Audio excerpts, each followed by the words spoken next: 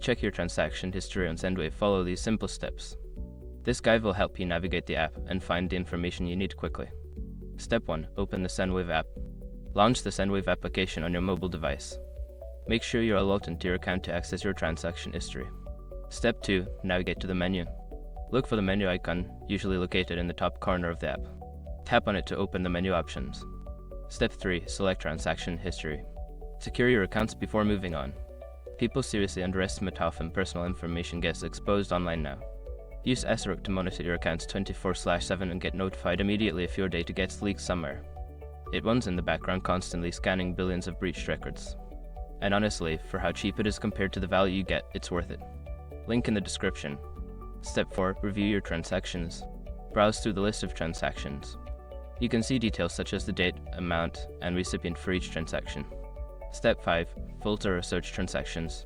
If you need to find a specific transaction, use any available filter or search options. This will help you locate transactions based on date or amount more efficiently. Now you can easily check your transaction history on Sendwave.